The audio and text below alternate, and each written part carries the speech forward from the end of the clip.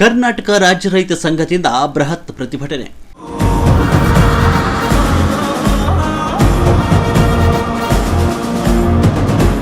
ತಾಳಿಕೋಟೆ ತಾಲೂಕಿನ ಮುಕ್ಕಿಹಾಳ ಗ್ರಾಮ ಪಂಚಾಯತ್ ವ್ಯಾಪ್ತಿಯ 7 ಗ್ರಾಮಗಳಲ್ಲಿರುವ ರೈತರ ಸಮಸ್ಯೆಗಳು ಹಾಗೂ ಗ್ರಾಮಸ್ಥರ ಮೂಲಭೂತ ಸೌಕರ್ಯಗಳ ಕುರಿತು ಅಧಿಕಾರಿಗಳು ವಹಿಸಿದ ನಿರ್ಲಕ್ಷ್ಯ ವಿರುದ್ಧ ಕರ್ನಾಟಕ ರಾಜ್ಯ ರೈತ ಸಂಘ ಹಾಗೂ ಹಸಿರು ಸೇನೆ ತಾಳಿಕೋಟೆ ತಾಲೂಕು ಘಟಕದ ವತಿಯಿಂದ ಬೃಹತ್ ಪ್ರತಿಭಟನೆಯನ್ನು ಮೂಕಿಹಾಳ ಗ್ರಾಮದಲ್ಲಿ ಮಂಗಳವಾರ ಹಮ್ಮಿಕೊಳ್ಳಲಾಯಿತು.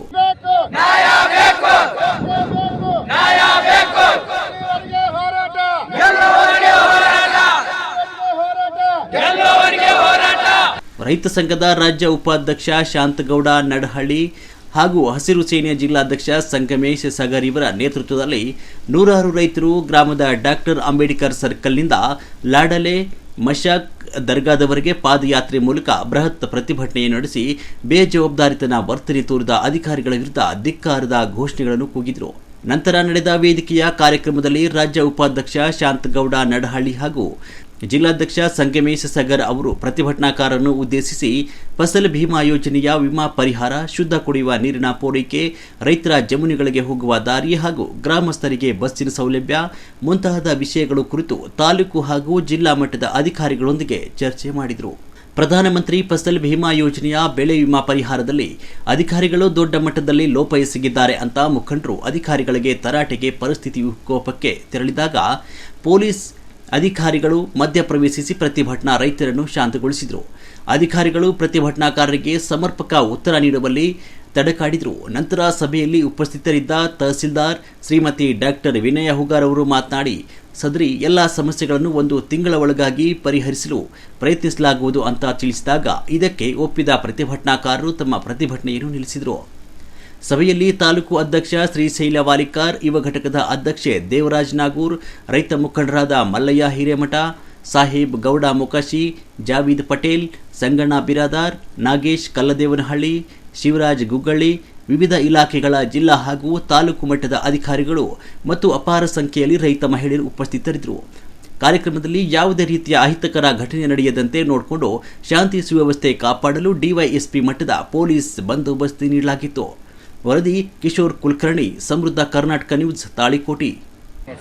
बोलो भारत माता की जय, बोलो भारत माता की जय, संविधान शिल्पी अंबेडकर ಅವರಿಗೆ ಜೈ, ಸಂವಿಧಾನ ಶಿಲ್ಪಿ ಅಂಬೇಡ್ಕರ್ ಅವರಿಗೆ ಜೈ, बोलो भारत माता की जय, जय किसान जय जवान, जय जवान जय किसान, जय जवान जय किसान, ಬೇಕೇ ಬೇಕು ನ್ಯಾಯ ಬೇಕು, ಬೇಕೇ ಬೇಕು ನ್ಯಾಯ ಬೇಕು, ಎಲ್ಲಿವರೆಗೆ ಹೋರಾಟ, ಗೆಲ್ಲುವವರೆಗೆ ಹೋರಾಟ, ಎಲ್ಲಿವರೆಗೆ ಹೋರಾಟ, ಗೆಲ್ಲುವವರೆಗೆ ಹೋರಾಟ, ನ್ಯಾಯಕ್ಕಾಗಿ ಹೋರಾಟ, ನ್ಯಾಯಕ್ಕಾಗಿ ಹೋರಾಟ.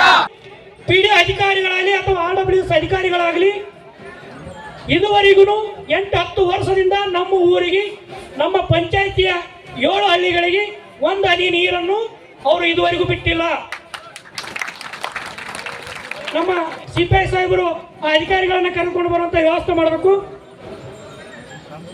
ಅಧಿಕಾರಿಗಳು ಏನು ಮಾಡಿದ್ದಾರಪ್ಪ ಅಂದ್ರೆ ನಮ್ಮ ಪಂಚಾಯತಿ ಒಳಗ ನಮ್ಮ ರೈತಾಪಿ ಜನರಿಗೆ ಮೇಲಿಂದ ಮೇಲೆ ಅನ್ಯಾಯವನ್ನು ಮಾಡ್ತಾನೆ ಬಂದಿದ್ದಾರೆ. ಆದ್ರೆ ನಮಗೆ ಗಟ್ಟಿ ಧ್ವನಿಯಾಗಿ ಇದುವರೆಗೂ ಯಾರು ಇದ್ದಿದ್ದಿಲ್ಲ. ಇವತ್ತು ನಮ್ಮ ಶಾಂತಗೌಡ ಅವರ ನೇತೃತ್ವದಲ್ಲಿ ಕರ್ನಾಟಕ ರಾಜ್ಯ ರೈತ ಸಂಘ ಈ ರೈತರ ಧ್ವನಿಯಾಗಿ ಇವತ್ತು ಮಾರ್ಪಾಡಾಗಿ ಎಲ್ಲ ರೈತರು ಇವತ್ತು ಹೋರಾಟವನ್ನು ಯಶಸ್ವಿಗೊಳಿಸಲಿಕ್ಕೆ ಮತ್ತು ನಮಗೆ ಅನ್ಯಾಯವಾಗಿದ್ದ ನ್ಯಾಯವನ್ನು ತೋರಿಸಲಿಕ್ಕೆ ಮತ್ತು ಸರ್ವೆ ನಂಬರ್ ಇದ್ದಂತ ರೈತರ ಹೆಸರುಗಳು ಸಂಬಂಧ ಇಲ್ಲ. ಇಲ್ಲೇನಿದೆ ನೋಡ್ರಿ, 133/1 ನಂದಪ್ಪ ಬ ಪೂಜಾರಿ ಅಂತಿದೆ. ಆ ನಂದಪ್ಪ ಎಚ್ ಅಂತ ಅದ್ರಾಗಿದೆ. ಆಮೇಲೆ ಏನಿದೆಪ್ಪ ಅಂತಂದ್ರೆ ಇನ್ನೊಂದು 53 ಇದೆ, ಇದು ಪ್ರಕಾಶ್ ಸಿದ್ದಯ್ಯ ಹಿರೇಮಠ ಅಂತಿದೆ. ಅಲ್ಲಿ ಬರೀ ಒಂದು ಪ್ರಕಾಶ್ ಎಚ್ ಅಂತ ಹಾಕಿ ಕಳಿಸಿದ್ವಿ, ಶಾರ್ಟ್ ಕಟ್ ಮಾಡಿ ಕಳಿಸ್ಬಿಟ್ಟಿದ್ವಿ. ಅದಕ್ಕೆ ನಾವು ಹೇಳ್ತಾ ಇರೋದು ಇಷ್ಟೇ, ಇವತ್ತು ರೈತರಿಗೆ ಅನ್ಯಾಯ ಆಗಕ್ಕೆ ನಾವು ಬಿಡಂಗಿಲ್ಲ. ಕರ್ನಾಟಕ ರಾಜ್ಯ ರೈತ ಸಂಘ ಇನ್ನು ಮುಂದೆ ಬಿಡಕ್ ಸಾಧ್ಯನೇ ಇಲ್ಲ. ಅದಕ್ಕೆ ಇವತ್ತು ರೈತ ಈ ದೇಶಕ್ಕೆ ಅನ್ನ ನೀಡೋನು. ರೈತನಿಗೆ ಯಾರು ಮೋಸ ಮಾಡ್ತಾರಲ್ಲ ಅವ್ರು ಯಾರು ಕೂಡ ನೆಮ್ಮದಿಯಿಂದ ಇರ್ಲಕ್ ಸಾಧ್ಯನೇ ಇಲ್ಲ. ಅವ್ರ ಪಾಪ ಹತ್ತದಿಲ್ಲ, ಪಾಪ ಹತ್ತದ. ಅದಕ್ಕೆ ನೀವು ರೈತರಿಗೆ ನ್ಯಾಯ ಕೊಡೋ ಕೆಲಸ ಮಾಡಬೇಕು. ರೈತರ ಕುತ್ತಿಗೆ ಕೊಯ್ಯುವಂತ ಕೆಲಸ ದಯವಿಟ್ಟು ಯಾರು ಮಾಡಕ್ ಹೋಗ್ಬೇಡ್ರಿ. ನೀವು ಮಾಡಿದ್ರಪ್ಪ ಅಂದ್ರೆ ಅದ್ರ ಕಡೆಗೆ ನಿಮ್ಗೆ ಹತ್ತಲೇ ನಿಮ್ಮ ಮಕ್ಕಳಿಗೆ ಪಾಪ ಹತ್ತದ. ಅದ್ರ ಜೊತೆಗೆ ಶಾಲಾ ಮಕ್ಕಳಿಗೆ ಬಸ್ ಇಲ್ಲ ಅಂತ ಹೇಳಿದ್ರಿ, ಅದು ಒಂದು ಸಮಸ್ಯೆ, ಅದು ಕೂಡ ಇಲ್ಲಿ ಬಗೆಯಿರ್ತದ. ಅದಕ್ಕೆ ಒಂದೊಂದು ಸಮಸ್ಯೆವನ್ನ ಇವತ್ತು ನಾವು ಹೇಳ್ಕೊತ ಹೋಗ್ತೀವಿ. ಫಸ್ಟ್ ಬೆಳೆ ವಿಮೆ ಮುಗಿದ ತನಕ ಉಳಿದ ಯಾವುದೂ ಮಾತಾಡಂಗಿಲ್ಲ, ಒಟ್ಟ ಮಾತಾಡ್ರಿ. ಫಸ್ಟ್ ಬೆಳೆ ವಿಮೆ ಬಗ್ಗೆ ಕೇಂದ್ರ ಸರ್ಕಾರ ಇದನ್ನ ಯಾವಾಗ ಸ್ಟಾರ್ಟ್ ಮಾಡಿತು ಮತ್ತು ಇದ್ರದ್ದು ಹೆಂಗ್ ಮಾಡಬೇಕು, ಕಟಾವ್ ಪದ್ಧತಿ ಏನೈತಿ, ಸರ್ಕಾರ ಗೈಡ್ಲೈನ್ಸ್ ಏನೈತಿ, ಇದ್ರ ಸಂಪೂರ್ಣ ವಿವರವನ್ನ 5 ವರ್ಷ ಏನೇನು ವರದಿ ಕೊಟ್ಟಿದ್ರಿ ಅದ್ರ ಬಗ್ಗೆ ಸಂಪೂರ್ಣವಾದಂತ ಮಾಹಿತಿಯನ್ನ ಕೊಡಬೇಕು ಅಂತ ಹೇಳಿ ಫಸ್ಟ್ ಯಾರು ಕೃಷಿ ಇಲಾಖೆ ಅಧಿಕಾರಿಗಳಿದ್ರಿ ಅವರಿಂದ ಸ್ಟಾರ್ಟ್ ಆಗುತ್ತೆ. ವೇದಿಕೆ ಮೇಲೆ ಆಸೀನರಾಗಿರ್ತಕ್ಕಂಥ ಎಲ್ಲ ಗೌರವಾನ್ವಿತ ರೈತ ಸಂಘದ ಅಧ್ಯಕ್ಷರು ಹಿಡಿದುಕೊಂಡು ಎಲ್ಲ ಪದಾಧಿಕಾರಿಗಳೇ, ಈ ಒಂದು ಪ್ರತಿಭಟನೆಯಲ್ಲಿ ಭಾಗವಹಿಸಿರ್ತಕ್ಕಂಥ ಎಲ್ಲ ರೈತ ಬಾಂಧವರೇ ಮತ್ತು ಅಧಿಕಾರಿ ಮಿತ್ರರು,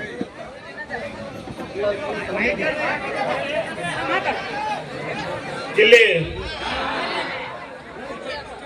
ಮುಖ್ಯವಾಗಿ ವಿಷಯಕ್ಕೆ ನಾವು ಕೂಡ ಇವತ್ತು ಹಣೆ ಆಗ್ಲಿಕ್ಕೆ ನನಗೂ ಕೂಡ ಬಹಳ ಸಂತೋಷ ಆಗ್ತದೆ. ಯಾಕಂದ್ರೆ ಫಸಲ್ ಬಿಮಾ ಯೋಜನೆ ಬಗ್ಗೆ ಸಾಕಷ್ಟು ನಾಯಕರು ಮಾತಾಡಿದರು. ಕೇಂದ್ರ ಸರ್ಕಾರ ಇರ್ಬೋದು, ರಾಜ್ಯ ಸರ್ಕಾರ ಇರ್ಬೋದು, ಇವತ್ತು ರೈತರು ಬೆಳೆದಿರ್ತಕ್ಕಂಥ ಬೆಳೆಗಳಿಗೆ ಕಾರಣಾಂತರಗಳಿಂದ ಏನಾದರೂ ಹಾನಿ ಆದರೆ, ಹೆಚ್ಚಿನ ಮಳೆ ಆಗ್ಬೋದು, ಕಡಿಮೆ ಮಳೆ ಆಗ್ಬೋದು, ರೋಗ ರುಜಿನಗಳಿರ್ಬೋದು, ಯಾವುದೇ ಒಂದು ಆಣೆಕಲ್ಲು ಬಿದ್ದಿರ್ತಕ್ಕಂಥ ಏನು ರೈತರು ಬೆಳೆಗಳನ್ನು ಒಂದು ಕಟಾವು ಮಾಡಿ ಹಾಕಿದಾಗ ಆಣೆಕಲ್ಲು ಬಿದ್ದು ಏನು ಲಾಸ್ ಆಗ್ತದೆ ಅಂತ ಎಲ್ಲ ಸಂದರ್ಭಗಳಲ್ಲಿ ರೈತರಿಗೆ ಒಂದು ಸಹಾಯ ಆಗ್ಬೇಕು ಅಂತ ತಿಳ್ಕೊಂಡು ಒಂದು ಮಹತ್ವಾಕಾಂಕ್ಷಿ ಆಗಿರ್ತಕ್ಕಂಥ ನಮ್ಮ ಇಲಾಖೆ ಅಂತಕ್ಕಂಥದ್ದು ಒಂದು ಕೃಷಿ ಇಲಾಖೆ, ಒಂದು ನೋಡಲ್ ಇಲಾಖೆ. ಒಂದು ಈ ಇಲಾಖೆ ಮುಖಾಂತರ ಈ ಒಂದು ಯೋಜನೆ, ಒಂದು ಫಸಲ್ ಬಿಮಾ ಯೋಜನೆ ಅನುಷ್ಠಾನ ಆಗ್ತಾ ಇದೆ. ಈ ಒಂದು ಮಾಹಿತಿ ಕೊಡೋಕ್ಕಿಂತ ಮೊದಲು ಒಂದು ಸಂಕ್ಷಿಪ್ತವಾಗಿ ಒಂದು, ಯಾಕಂದ್ರೆ ಸೂಕ್ತ ಸಮಯ ಈಗ ರೈತರು ಎಲ್ಲ ವಿಮೆ ಮಾಡ್ಕೊಳ್ಳೋಕ್ಕೆ ಅಣ್ಣವ್ರು ಹೇಳಿದರು, ನಾಟಿ ಬರದಿದ್ರು ವಿಮೆ ಮಾಡಬಹುದು ಅಂತೇಳಿ. ಅದಕ್ಕೆ ಕೆಲವೊಂದು ಹಿನ್ನೆಲೆಗಳನ್ನು ಹೇಳ್ತಾ ತಮ್ಮ ಮುಂದೆ ಈ ಒಂದು ಅಂಕಿಅಂಶಗಳನ್ನು ತಮ್ಮ ಮುಂದೆ ಇಡಲಿಕ್ಕೆ ನಾನು ಪ್ರಯತ್ನ ಪಡ್ತೀನಿ. ಸಂಕ್ಷಿಪ್ತವಾಗಿ ಹೇಳ್ತೇನೆ.